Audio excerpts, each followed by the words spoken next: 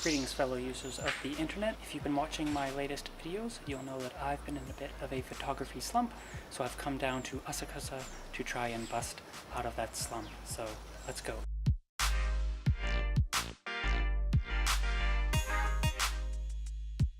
So today I'm heading down to the Chicken Bridge to get a really famous photo of Skytree. I'm hoping capturing this is going to give me some more motivation to get a more original shot. But I'm going to start with this one to get things going, so let's go.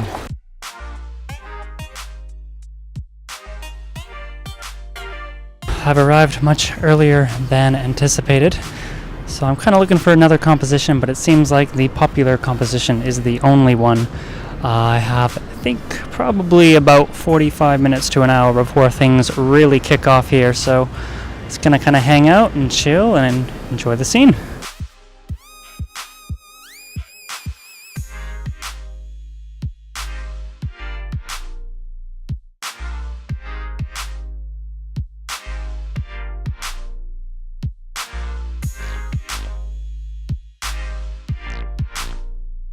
By the way, if you're wondering why I always arrive so early, it's because when you live in a city of millions and millions of people, a lot of them turn out to be photographers. Sorry, I'm choking on myself. A lot of them turn out to be photographers, and they all get there early too, so always get to your spot early so you can save a spot and not regret the 1 hour trip. Oh god, what is happening to my voice?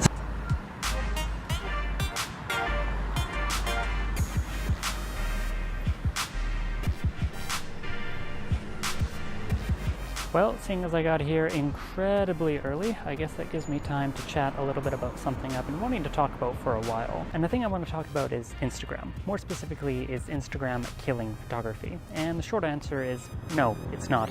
Now, I've heard a lot of people arguing that with Instagram's accessibility comes a lot more knowledge of famous photography spots, which brings a lot of kind of similar work. But I don't find this as a negative. I find it as a positive. It shows me that a lot more people are feeling inspired and getting out and photographing things. Whenever I hear people complaining that Instagram is killing photography, it sounds very similar to when people complain about the prequels killing Star Wars. I mean, yes, they were bad, but you still have the original trilogy. It's still there. Go watch it. The same is true for Instagram. Just because a lot of people are taking terrible photos and copying each other and taking inspiration from each other, it doesn't mean that your favorite artists and favorite photographers aren't still out there. You can still go out and enjoy their work, and you can still create your own work. So don't sit around and complain that people are killing photography through Instagram, because that's just not true.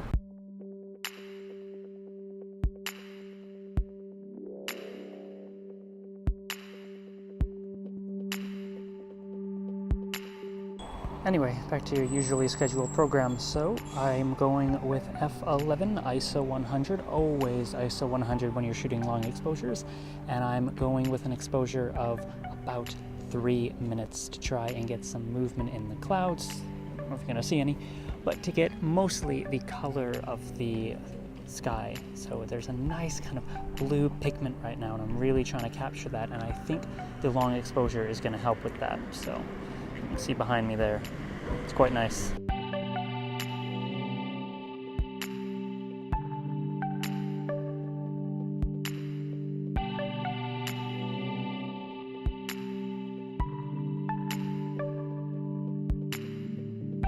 So it turns out I didn't really need an ND filter. I just waited for the sun to go down a little bit more, and I was able to get that shot you just saw with a 25-second exposure, f11, and of course, ISO 100. Always ISO 100 when you're shooting long exposures, unless it's astrophotography.